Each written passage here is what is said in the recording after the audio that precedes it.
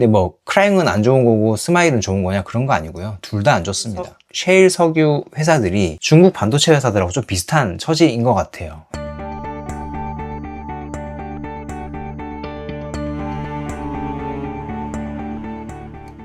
안녕하세요. 한 주간의 테크 이슈를 정리해드리는 안석현의 테크나들이 2월 두 번째 시간 시작하겠습니다. 오늘도 AI 반도체 인프라 관련된 소식 2개 하고요. 메모리 반도체 관련된 소식 하나 이렇게 준비해봤습니다. 첫 번째는 일본 니토보가 열팽창 30% 개선한 유리섬유를 내놓는다는 소식입니다. 이 니토보라는 회사의 중요성에 대해서는 제가 기회가 있을 때마다 한 번씩 말씀을 드리고 있죠. 이 회사가 독점 생산하는 T-글래스, 이게 CT, 그러니까 열팽창을 굉장히 억제한 소재인데 이걸로 만드는 반도체 패키지 기판이 엔비디아의 GPU나 구글의 TPU 이런 고급 AI 반도체를 패키지하는 데 사용이 되고, 이게 지금 글로벌리 쇼티지가 워낙 심하기 때문에 어쩌면 요놈 때문에 AI 반도체를 생산 못하는 불상사가 생길 수도 있겠다, 이렇게 설명을 드렸었습니다. 그런데 이 니토보가 2028년도에 기존 제품 대비 CTE를 더 개선한 30% 개선한 T글래스를 출시를 한다고 합니다. 이미 뭐 잠재 고객이 엔비디아, 애플 이렇게 잡혀 있다고 하고요. 기존의 T글래스의 CTE를 우리가 보통 2.8 정도라고 알고 있습니다. 이게 어떤 수준이냐면, 만약에 1m짜리 T글래스가 있다고 쳤을 때 여기에 1도씨의 온도가 더해진다, 이렇게 되면 이게 0.0028mm 정도 늘어납니다. 1m에 0.0028mm니까 거의 눈에 보이지 않을 정도로 늘어날 거거든요. 이게 신제품은 이 CT 값이 2.0으로 더 내려간다고 해요. 그러면 늘어나는 정도는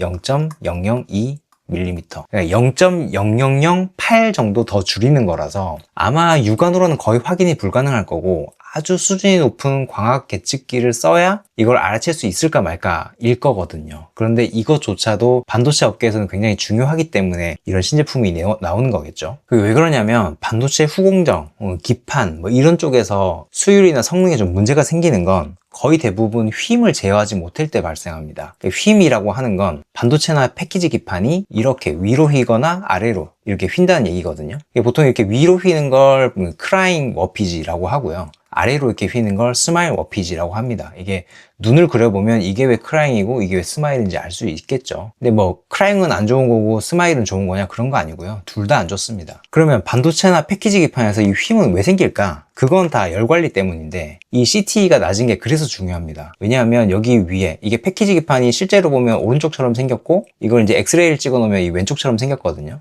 근데 여기 위에 반도체가 이렇게 올라갑니다. 실리콘으로 된 반도체죠. 그럼 이 반도체는 보통 CTE 값이 2.5에서 한 3 정도 됩니다. 그러니까 이 반도체 자체는 굉장히 열팽창을 하지 않는 소재로 되어 있는 거죠. 그런데 여기 패키지 기판을 이루는 아래쪽 회로 빌드업층, 여기 회로가 다 여기 형성이 돼 있죠. 이 구리로 이제 다 형성이 돼 있는데, 여기 절연층은 보통 ABF라고 하는 소재로 만들고요. 여기 배선 그 자체는 구리로 만듭니다. 근데 이 ABF는 열팽창 계수가 10에서 한 40 정도, 그리고 이 구리는 16에서 17 정도입니다. 그러니까 구리가 좀 작긴 한데 어쨌든 간에 실리콘보다는 현저하게 크죠. 구리는 한 5배 정도 큰 거고, ABF라고 하는 필름은 최소 서너 배에서 10배까지 큽니다. 근데 이렇게 열팽창 계수가 많이 차이가 나는 상황에서 여기 온도가 1도, 2도, 10도, 20도 이렇게 올라간다고 생각해보면, 반도체는 거의 늘어나지 않는데 밑에 있는 패키지 기판 자기 혼자 이렇게 늘어나는 거 아니에요. 그러면 이 열팽창 계수 차이에 의해서 이렇게 아래로 휘건 위로 휘건 휘게 되는 거거든요. 그런데 여기 반도체가 이게 단단하게 붙어 있어야 되는데, 패키지 기판이 단단하게 붙어 있어야 되는데, 만약에 이게 아래로 휘어버린다 치면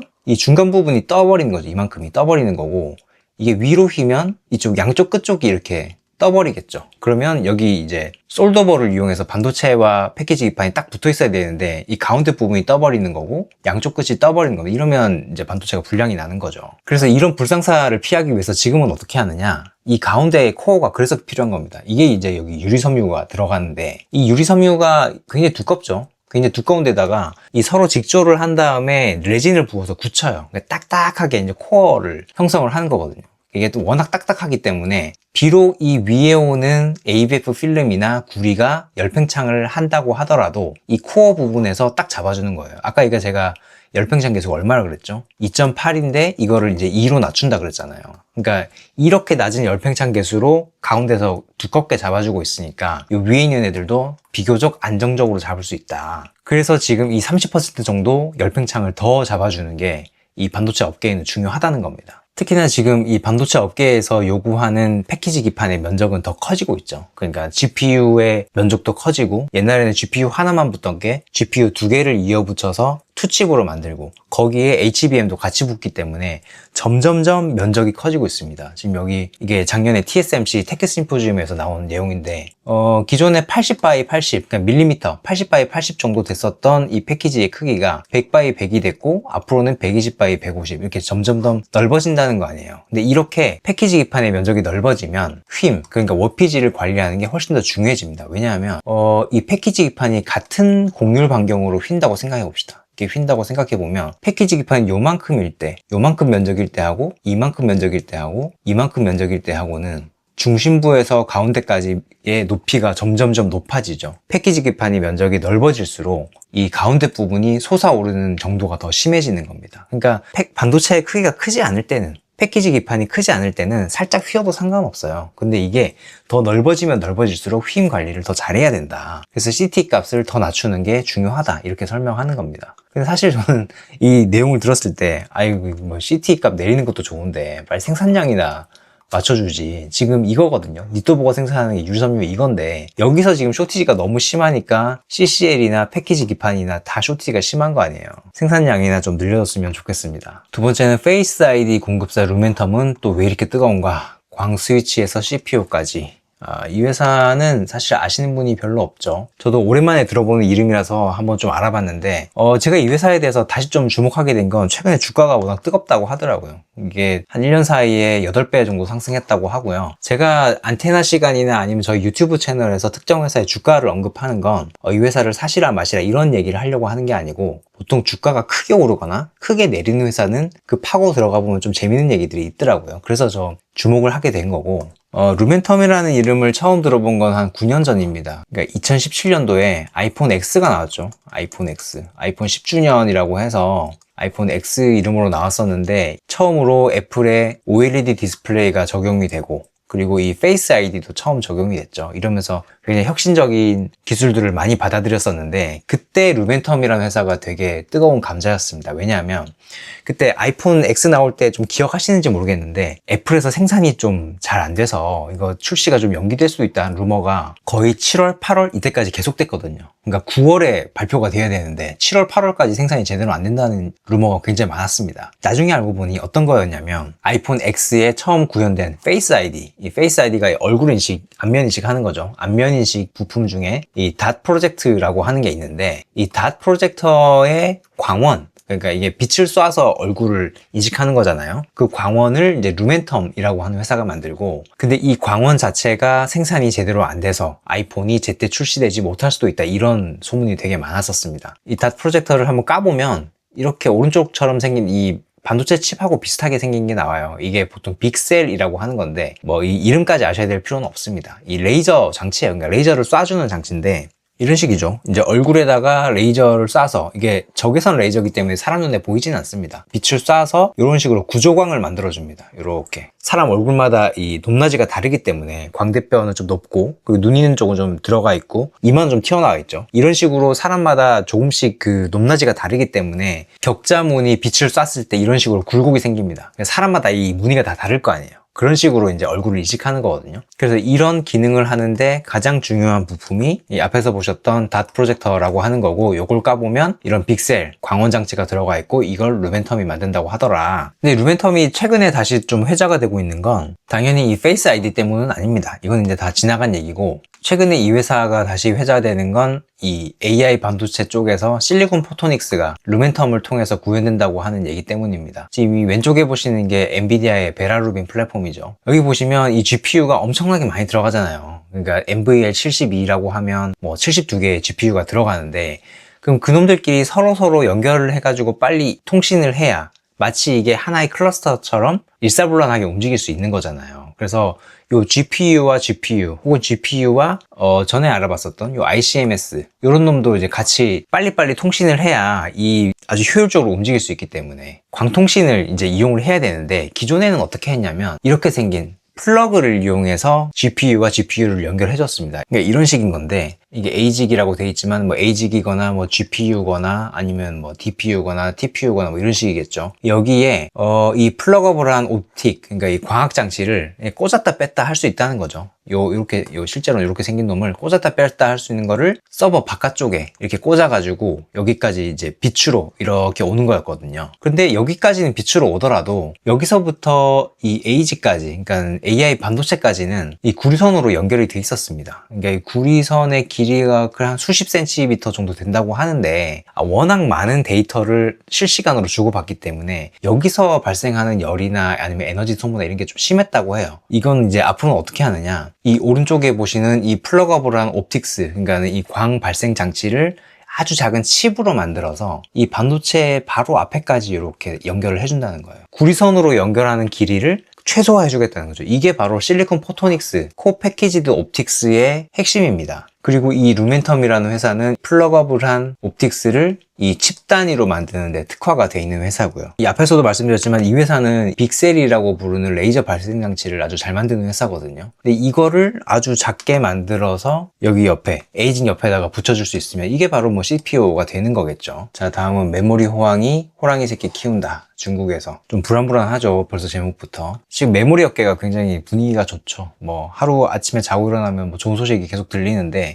이렇게 시장이 좋아지면 우리가 흔히 아는 메모리 반도체 3사, 그러니까 삼성, SK하이닉스, 마이크론, 이 세 개 회사만 좋은 건 아닙니다. D램 시장의 90%를 잡고 있기 때문에 우리는 이 세 개 회사만 주목을 하고 있지만 사실 대만의 세컨티어 D램 회사들이 있거든요. 나냐, PSMC, 윈본드 이렇게 세 개 회사가 있습니다. 이게 뭐 있다고는 하지만 전체 시황에 이제 영향을 줄 정도의 회사는 아니에요. 그러니까 이 세 개 회사가 메이저리그라고 하면 이 세 개 회사, 그러니까 나냐, PSMC, 윈본드는 마이너리그쯤 될 텐데 마이너리그도 우리가 트리플 A가 있고 뭐 더블 A가 있고 싱글 A가 있죠. 이 세 개 회사나 싱글 A쯤 된다 뭐 이렇게 보면 됩니다. 여기 생산품도 보시면 DDR4나 LPDDR4 그리고 심지어 DDR3도 있고요. 그렇기 때문에 지금 이 회사들 세 개가 좀 호황을 받아서 좀 돈을 많이 벌고 설비 투자를 한다고 해도 삼성, 하이닉스, 마이크론의 어떤 시황에 영향을 줄 정도는 절대로 안 됩니다. 근데 중요한 건 이게 중국 회사들한테는 아주 영향을 준다는 거죠. 그러니까 지금 워낙 메모리를 구하기가 어렵다 보니까 4대 PC 기업이 중국산 D램을 채택 검토하고 있다고 합니다. 아직 쓰고 있는 건 아니고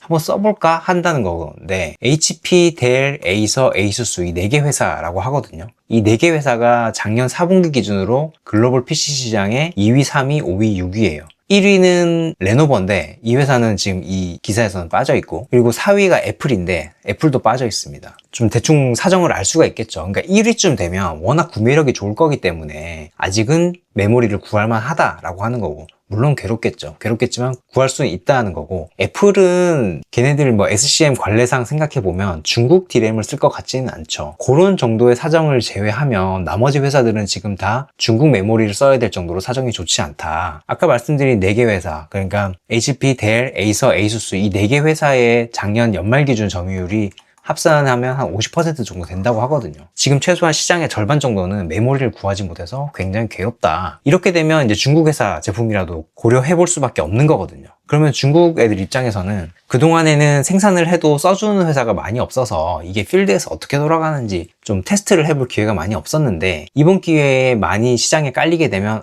우리가 뭐가 부족하고 앞으로 어떤 점을 더 개선해야 되는지 좀 확실하게 알 수 있는 거죠. 이거 제조업에서는 굉장히 중요한 겁니다. 그죠? 그래서 저는 불안한 게 지금 최근에 이 호황이 삼성이나 하이닉스, 마이크론에 굉장히 큰 선물같이 오기는 했지만 이게 먼 미래로 놓고 봤을 때 어쩌면 호랑이 새끼를 키우는 것 같은 느낌이 들어서 좀 불안하긴 합니다. 우리는 이런 풍경을 이제 원자재 시장에서 좀 많이 보기는 했죠. 이게 이제 왼쪽에 보시는 게 2014년에서 2017년 사이에 셰일 오일이 얼마나 생산되고 얼마나 또 꺼졌다가 다시 올라오는지 이걸 표시를 한 건데, 여기 밑에 보시는 게 셰일 석유 생산량이고요. 위쪽에 있는 게 오펙의 원유 생산량입니다. 오펙이라고 하면 주요 산유국들이죠. 주요 산유국들이 원유 생산량을 이렇게 늘립니다. 원유 생산량을 늘리면 원유 가격이 떨어지겠죠. 그러면 원유 가격이 떨어지면 기본적으로 BEP가 높은, 그러니까 손익분기점이 상대적으로 높은 셰일 오일의 생산량이 뚝 떨어집니다. 수지타산이 맞지 않는 거죠. 수지타산이 안 맞아서 생산을 못하고 있다가 다시 오펙이 생산량을 줄여? 그러면 유가가 다시 올라가겠죠. 그러면 다시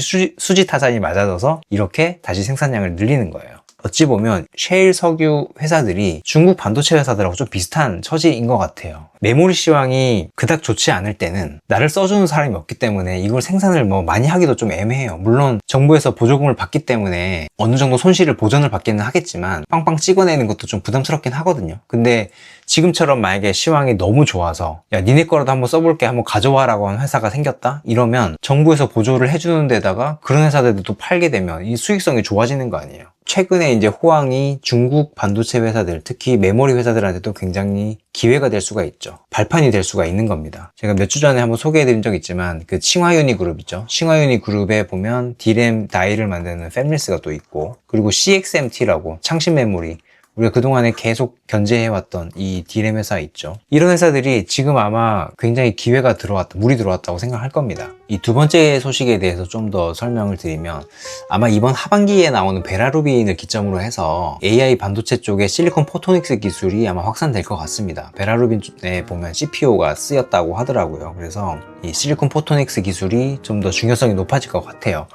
저는 개인적으로 이 AI 반도체 씬에서 AI 반도체 그 자체 다음으로 좀 중요하게 부각될 기술이 이 CPU, 그러니까 실리콘 포토닉스하고 글래스 기판이라고 생각을 하거든요. 글래스 기판 대비해서 CPU에 대해서는 잘 언급을 하지 않는 게 국내에 서플라이 체인이 거의 없어요. 그러니까 우리나라가 원래 광학에 굉장히 좀 취약한 나라이기도 하거니와 2010년도에 LED 산업이 한번 싹 맛이 가노니까 이쪽에는 거의 찾아볼 만한 회사가 없습니다. 사실 LG 이노텍이 이제 빅셀 레이저, 이 루멘텀이 한다는 빅셀 레이저를 개발을 좀 열심히 했었던 걸로 제가 알고 있는데 이제는 다 이제 손을 털어버렸죠. 안타깝습니다. 당장 돈이 되지 않더라도 이거를 좀 열심히 했으면 지금쯤 써먹을 만한 기술이 될 수 있지도 않았을까 이런 생각이 좀 들기도 하거든요. 자, 오늘 준비한 소식은 여기까지고요. 저는 다음 주에 더 유익한 소식으로 찾아뵙겠습니다. 감사합니다.